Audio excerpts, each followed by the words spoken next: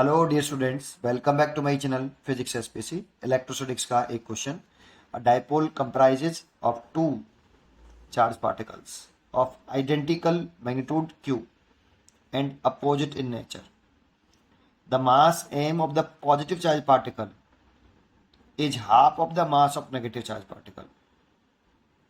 Half of the negative charge particle, positive charge particle. The two charges are separated by distance L. If the dipole is placed uniform electric field E such a way that dipole axis makes very small angle with the electric field E, the angular frequency of oscillation of dipole when released is given by. तो पहले जो भी data given है उसे एक diagram के जरिए note कर लेते हैं। तो पहले एक यूनिफॉर्म इलेक्ट्रिक फील्ड बनाते हैं, कांस्टेंट इलेक्ट्रिक फील्ड बना लेते हैं ऐसे। ये एक यूनिफॉर्म इलेक्ट्रिक फील्ड बनाया, that means constant electric field है।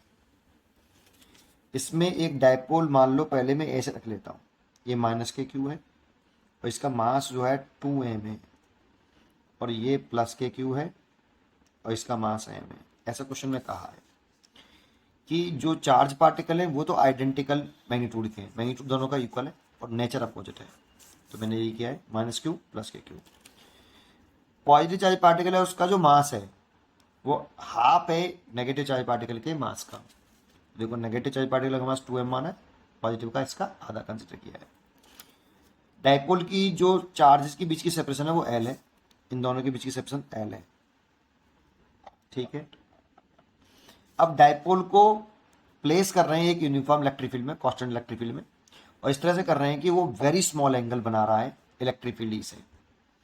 तो angular frequency of oscillation of the dipole when released is given by. अब इसको थोड़ा सा इस वाली पोजीशन से देखो, अभी P और E के बीच में एंगल 0 डिग्री है। डाइपोल मोमेंट की direction negative charge to positive होती है, तो P और E के बीच में एंगल 0 डिग्री है। अब इसको इसकी इस पोजीशन से, ये स्टेबल इक्विलिब्रियम की पोजीशन है, इससे उसको स्लाइटली डिस्प्लेस कर दो और फिर उसे रिलीज करेंगे। थोड़ा सा एंगल इसे डिस्प्लेस कर लिया है मैंने, ऐसे कर लिया है, ऐसे रिलीज कर दिया। ये प्लस के क्यू और ये m, और ये आपका माइनस के क्यू और ये 2m। इसको स्लाइटली डिस्प्लेस किया इसकी इक्विलिब्रियम वाली पोजीशन से ऐसे, थीटा, और इस जगह पे आके इसको रिलीज कर दिया। ये थीटा यहाँ पर क्वेश्चन में गिवन है, वेरी वेरी स्मॉल है, वेरी स्मॉल एंगल, ये गिवन है बेटा, इंपॉर्टेंट वर्ड है ये, वेरी स्मॉल एंगल। रिलीज कर दें तो जैसा कि हम जानते हैं कि पॉजिटिव चार्ज पार्टिकल पर जो फोर्स लगता है वो इलेक्ट्रिक फील्ड की डायरेक्शन में लगेगा, F बराबर QE। और नेगेटिव चार्ज पार्टिकल पे भी फोर्स इलेक्ट्रिक फील्ड के अपोजिट डायरेक्शन में, लेकिन मैग्नीट्यूड चार्ज का सेम है, इलेक्ट्रिक फील्ड कांस्टेंट है, इक्वल फोर्स लगेगा लेकिन अपोजिट लगेगा। तो नेट फोर्स ऑन डाइपोल तो 0 है, डाइपोल पर नेट फोर्स 0 है, लेकिन टॉर्क की बात करें तो टॉर्क डाइपोल को जैसे ही इस वाली पोजीशन से इसको रिलीज करेंगे, है ना, तो इसमें जो टॉर्क डेवलप होगा वो डाउनवर्ड डायरेक्शन में होगा बेटा। देखो इस वाले फोर्स का टॉर्क निकालें तो डाउनवर्ड डायरेक्शन में आएगा, और इसका निकालें तो ये डाउनवर्ड आएगा, मतलब क्लॉकवाइज घूमेगा ये, टॉर्क इसको ऐसे घुमाएगा, ठीक है। तो जैसे ये घुमाएगा, जैसे यहाँ से रिलीज करेंगे तो ये कुछ ऐसे ऐसे ऑसिलेट करेगा, ऐसे ऐसे, ठीक है ना। तो अगर ये ऑसिलेट कर रहा है तो इसकी एंगुलर फ्रीक्वेंसी पूछ रहा है हमसे कितनी होगी। तो ये बताओ, यहाँ पर टॉर्क इसे रोटेट कर रहा है क्लॉकवाइज और हमने इसे रोटेट किया था एंटी क्लॉकवाइज। इसमें जो टॉर्क लग रहा है उसकी वैल्यू कितनी, माइनस का PE sine theta. Minus sine ये बता रहा है कि ये जो हमने डिस्प्लेस किया एंगुलर डिस्प्लेसमेंट थीटा, ये हमने एंटी क्लॉकवाइज किया। जैसे रिलीज करेंगे तो डाइपोल इसे क्लॉकवाइज घुमाएगा। थीटा कहाँ से मेजर करते हैं, P से। P और E के बीच में एंगल होता है, जब ये P ऐसे हो जाएगा तो P और E, तो ये P और E के बीच में थीटा ऐसे रोटेट किया होगा आपने, जैसे छोड़ा तो ये वापस उसे घुमा रहा होगा डाइपोल। तो यहाँ थीटा की डायरेक्शन और टॉर्क की डायरेक्शन अपोजिट होगी। यहाँ थीटा एंगुलर डिस्प्लेसमेंट है ना, और ये टॉर्क अपोजिट होगी, इसलिए मैंने माइनस साइन लगाया है, ठीक है। अब इसमें थीटा इज वेरी स्मॉल है तो sine theta nearly equal to theta होगा, लेकिन ऐसा तब बोलते हैं जब थीटा रेडियन में हो, ठीक है ना। अगर थीटा स्मॉल हो वेरी स्मॉल हो तो साइन थीटा थीटा की इक्वल, लेकिन थीटा रेडियन में पुट करते हैं, तो साइन थीटा की जगह पे थीटा लिख लीजिए, टॉय बराबर माइनस के पी ई थीटा। अब एक पॉइंट समझने का है यहाँ, देखो दो तरह के ऑसिलेशन होते हैं, एक लीनियर एसएचएम होता है, लीनियर एसएचएम, इसमें लीनियर फोर्स मतलब फोर्स इक्वल टू माइनस का के एक्स, इसमें एक्स मीन पोजीशन से मेजर करते हैं, इक्विलिब्रियम पोजीशन से मेजर करते हैं, डिस्प्लेसमेंट इक्विलिब्रियम पोजीशन से, और के एसएचएम कांस्टेंट है। अगर ऐसा रिलेशन कभी आए तो वो लीनियर एसएचएम का इक्वेशन होती है, इसमें के एसएचएम कांस्टेंट होता है। और ये ध्यान रखने वाला पॉइंट है कि एक्स डिस्प्लेसमेंट है इक्विलिब्रियम पोजीशन से। देखो ये इक्विलिब्रियम वाली पोजीशन थी, जब थीटा 0 डिग्री होता है तो स्टेबल इक्विलिब्रियम में होता है ना, तो एक्स इक्विलिब्रियम पोजीशन से लीनियर डिस्प्लेसमेंट है, लीनियर एसएचएम होता, तब इसका जो टाइम पीरियड आता है ना, टाइम पीरियड 2 पाई रूट के अंदर मास अपॉन एसएचएम कांस्टेंट आता है, ये के यहाँ पे एसएचएम कांस्टेंट है, ठीक है, ये फॉर्मूला आता है लीनियर एसएचएम के लिए, है ना। लेकिन अगर एंगुलर एसएचएम हो, अगर एंगुलर एसएचएम हो, जो कि इस जगह पर एंगुलर एसएचएम है, जो हमारे क्वेश्चन है उसमें एंगुलर एसएचएम है, एंगुलर एसएचएम, इसके लिए रिलेशन होता है टॉय बराबर माइनस का के थीटा। ये एंगुलर डिस्प्लेसमेंट है और ये भी मेजर फ्रॉम इक्विलिब्रियम पोजीशन। देखो ये जब डायपोल पी और ई के बीच में 0 डिग्री था तो ये इसकी स्टेबल इक्विलिब्रियम वाली पोजीशन थी, उससे ही इसको theta angle, theta angular displacement में डिस्प्लेस किया, छोड़ा तो वो वापस अपनी इनिशियल पोजीशन पर आ रहा है। तो ये स्टेबल इक्विलिब्रियम का एग्जांपल है, इसीलिए एसएचएम का stable equilibrium is the example of SHM, और थीटा यहाँ पे वेरी स्मॉल है ये। तो देखो theta toy is equal to इतना होता है, यहाँ पर के क्या है, के वही एसएचएम कांस्टेंट, और थीटा एंगुलर डिस्प्लेसमेंट है from equilibrium position, from equilibrium, और टॉर्क टॉय टॉर्क है। इसका टाइम पीरियड का फॉर्मूला लिखें, ये कैसे आया मैं इसमें डेराइव करके बता दूंगा। T is equal to 2 pi moment of inertia आता है, यहाँ पे मास की जगह पर लीनियर एसएचएम में मास आता है और रोटेशनल इक्विलिब्रियम एंगुलर एसएचएम में मोमेंट ऑफ इनर्शिया आता है, नीचे एसएचएम कांस्टेंट आता है, ये फॉर्मूला होता है, ठीक है। अगर आगे बढ़ते हैं इसमें हम, क्या यहाँ पर ये रिलेशन फॉलो हो रहा है, बिल्कुल हो रहा है, टॉय प्रोपोर्शनल टू माइनस के थीटा। और इसमें अगर मैं कंपैरिजन करूं किसकी, टॉय बराबर माइनस के पीई थीटा की कंपैरिजन थीटा बराबर माइनस के थीटा से करूं, तो यहाँ के एसएचएम कांस्टेंट जिसकी वैल्यू जो आ रही है ये आ रही है माइनस के पीई, सॉरी प्लस के पीई लिख लो, क्योंकि माइनस का के इसमें भी है माइनस का इसमें भी है, तो के बराबर पीई। तो देखो इसे दो तरीके से कर सकता हूँ इससे आगे, अब या तो डायरेक्ट इसमें कर लो कि टाइम पीरियड निकाल लो, पहले ओमेगा पूछ रहा है तो ओमेगा बराबर 2 पाई अपॉन टाइम पीरियड होता है बेटा, ओमेगा एंगुलर फ्रीक्वेंसी, तो ओमेगा बराबर 2 पाई अपॉन टाइम पीरियड होता है। अगर मेरे को टाइम यहाँ से टाइम पीरियड को रिप्लेस करना है, ओमेगा लाना है, तो 2 पाई वही ओमेगा, यहाँ से निकाल सकता हूँ मैं ओमेगा। या फिर सीधा कर सकते हैं, कैसे, पहले मैं पूरा करता हूँ फिर डायरेक्टली शॉर्टकट में करूँगा। चलो पहले शॉर्टकट कर देता हूँ, इसके शॉर्ट ट्रिक इस जगह से आगे, शॉर्ट ट्रिक ये फॉर्मूला याद रखिए, और डायरेक्ट यहाँ पर टाइम पीरियड निकाल लीजिए पहले आप, टी इज इक्वल टू 2 पाई। सबसे पहले हमें मोमेंट ऑफ इनर्शिया निकालना पड़ेगा इसका, पहले मोमेंट ऑफ इनर्शिया कैसे निकालें वो जरा देखते हैं बेटा। देखो यहाँ पर ये कोई रॉड नहीं है बेटा, इसका कोई मास नहीं है, ये बस केवल डायपोल है, मास केवल इन चार्जेस के हैं 2m और 2m। कभी कभी डायपोल इस रॉड दे देता है इस जगह पर, है ना, और रॉड दे देगा तो फिर रॉड का भी मूवमेंट में से लिखना पड़ेगा, यहाँ पर रॉड का नहीं लिखना, ये कोई रॉड है ही नहीं यहाँ पे, बस यहाँ पे चार्जेस है और यहाँ पे चार्जेस है, इसका मास 2m है, 2m है, m है, तो ये पॉइंट मास हो गए। और पॉइंट मास का मोमेंट ऑफ इनर्शिया निकालना है तो रोटेशनल एक्सिस कहाँ है भाई, मोमेंट ऑफ इनर्शिया निकालते हैं तो किसी रोटेशनल एक्सिस के अबाउट निकालते हैं, रोटेशनल एक्सिस कहाँ है, जब रोटेशनल एक्सिस गिवन ना हो तो हम rotational axis centre of mass पर मानते हैं, और सेंटर ऑफ मास निकालना पड़ेगा पहले इसका, क्योंकि यहाँ पर ये 2m मास है और ये m है, मिड पॉइंट पे नहीं होगा इसका सेंटर ऑफ मास। तो पहले इसका अगर हम सेंटर ऑफ मास निकाल लें तब मोमेंट ऑफ इनर्शिया निकाल पाएंगे बेटा। तो देखो यहाँ पर ये माइनस के क्यू चार्ज था और मास 2m था, और यहाँ पे ये प्लस के क्यू चार्ज है और मास m है, तो सेंटर ऑफ मास, इसका जो सेंटर ऑफ मास होगा वो मास इधर ज़्यादा है तो इसके नियरेस्ट होगा। ये टोटल सेपरेशन यहाँ से यहाँ तक की एल है। अब कैसे सेंटर ऑफ मास की पोजीशन निकालें, तो मान लो कि यहाँ पे सेंटर ऑफ मास है, इसकी कोऑर्डिनेट चाहिए, तो इसको तो मैं एक्स एक्सेस मान लेता हूँ और इस वाले को मैं वाई एक्सेस, और इसको मैं ऑरिजिन पे मान लिया मैंने, ऑरिजिन। तो इसके कोऑर्डिनेट हो गए 0 0 आपके, और इसके कोऑर्डिनेट हो जाएंगे 0 सॉरी एल कॉमा 0, एक्स में एल हो गया और वाई में 0, और सेंटर ऑफ मास के कोऑर्डिनेट में लिख लेता हूँ एक्स सी एम और वाई सी एम।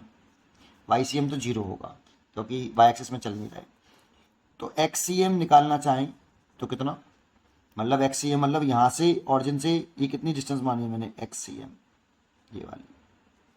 तो एक्स सी एम निकालना चाहें तो ऐसे लिखते हैं m1 x1 plus m2 x2 divided by m1 plus m2। अब m1 तो मैंने 2m कंसिडर किया, देखो ये m1 है 2m, और इसका x कोऑर्डिनेट जो है वो 0 है, तो x कोऑर्डिनेट 0 है, प्लस m2 मैंने m कंसिडर किया है और इसका x कोऑर्डिनेट l है, l over 2m plus m। तो देखो ये तो 0 हो गया और ये 3m हो गया, तो ml ओवर 3m, m से m कैंसिल हो गया, तो l/3।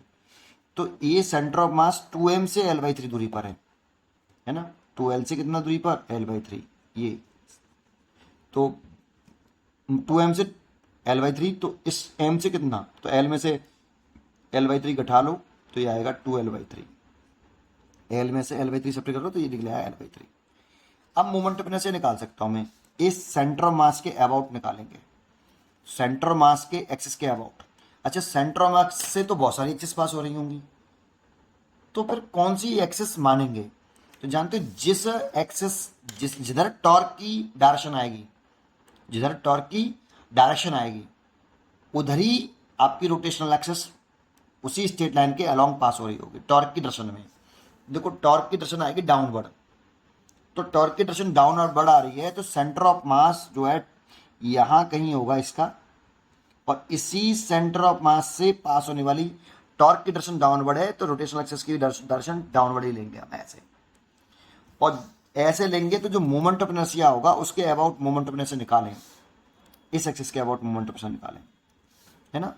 तो इस मास से इसकी डिस्टेंस l/3 है, तो 2m इंटू आर स्क्वायर कितना, l/3 का होल स्क्वायर, ये इस पॉइंट मास का मोमेंट ऑफ इनर्शिया हो गया, प्लस इस मास का मोमेंट ऑफ इनर्शिया निकालें सेंटर ऑफ मास के अबाउट, तो m l का 2l/3 का होल स्क्वायर हो गया, क्योंकि इससे इस मास की परपेंडिकुलर डिस्टेंस जो है वो l/3 है, और इस मास की इस रोटेशनल एक्सिस से परपेंडिकुलर डिस्टेंस 2l/3 है, इससे l/3 और इससे 2l/3, देखो ये रोटेशनल एक्सिस है ऐसे, ठीक है। चलिए तो करते हैं इसको सॉल्व, तो ये हो गया 2ml²/9 और ये हो गया 4ml²/9, तो 2 4 2 6 हो गया 6ml²/9, 3 से काट सकते हो तो 2ml²/3, 3 से काट दिया, 2 से 3 बार, वो 3 से काट दिया, 3 से 2 बार और 3 से 3 बार, तो ये मोमेंट ऑफ इनर्शिया आया सेंटर ऑफ मास के अबाउट। तो इसमें जब सेंटर ऑफ मास के अबाउट मोमेंट ऑफ इनर्शिया इतना आ गया, तो यहाँ पे जो टॉर्क निकालते हैं ना, ये भी उसी एक्सिस के अबाउट निकालते हैं, जैसे टॉय बराबर आई अल्फा होता है, तो टॉय उस एक्सिस के अबाउट निकालते हैं जिस एक्सिस के अबाउट मोमेंट ऑफ इनर्शिया निकाल रहे हैं, क्योंकि टॉय बराबर आई अल्फा। इस फॉर्मूले को कभी भी यूज करो तो ये ध्यान रखना, जिस एक्सिस के अबाउट टॉर्क निकाला है उसी एक्सिस के अबाउट मोमेंट ऑफ इनर्शिया पे निकालोगे, है ना। चलिए तो यहां पर आप डायरेक्टली कर सकते हो, मोमेंट ऑफ इनर्शिया निकाल ली तो आई की वैल्यू पुट कर दो डायरेक्टली, कितना 2ml²/3, तो यहाँ पे मैंने पुट कर दिया 2ml²/3, और SHM कांस्टेंट देखो कितना है, KPE है, तो इस K की जगह पुट कर दो PE। ये तो टाइम पीरियड निकला लेकिन पूछा एंगुलर फ्रीक्वेंसी है, तो T की जगह पे पुट कर दो 2π/ω इज इक्वल टू 2π रूट के अंदर 2ml²/3PE, 2π से तो 2π कैंसिल, देखो ये 1/ω तो दोनों को उल्टा कर लो, ओमेगा इसे कर लिखेंगे तो इसे रूट में क्या लिखेंगे 3PE/2ml²।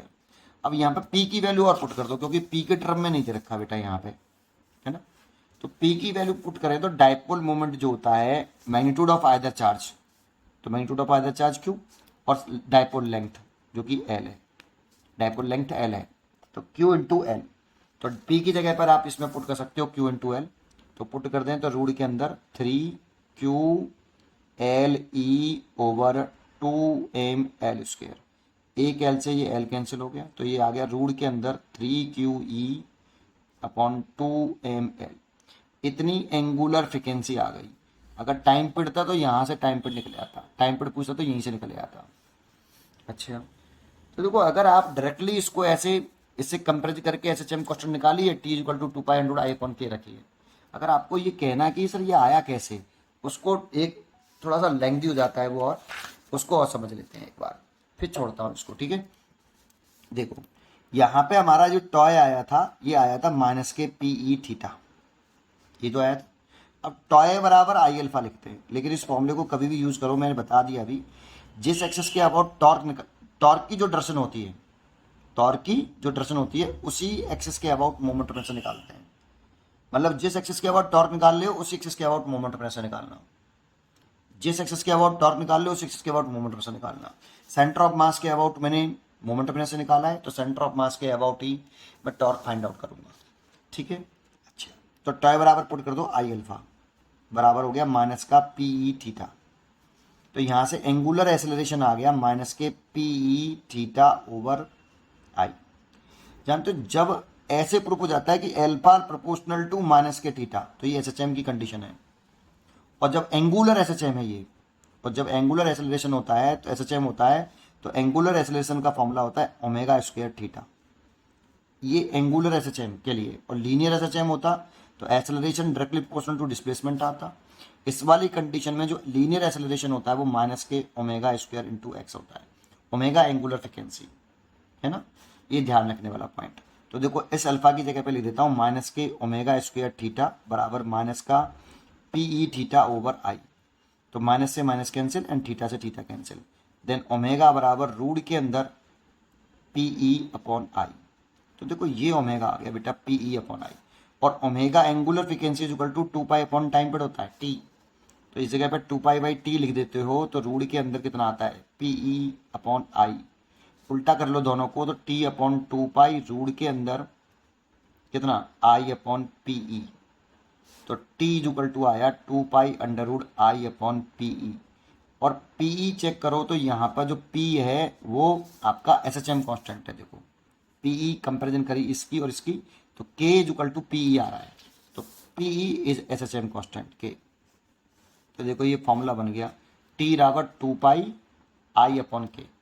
तो डायरेक्टली आप बेटा इसको यूज कर लीजिए, यहीं से सीधा SHM कांस्टेंट निकालिए यहाँ से, और यहाँ से इसमें पुट कर दीजिए, टाइम पीरियड के फॉर्मूले में आई लिखिए और K SHM कांस्टेंट लिखिए, और ओमेगा निकालना है तो ओमेगा के लिए 2π अपॉन ये याद रखिए, थोड़ा सा आसान हो जाता है।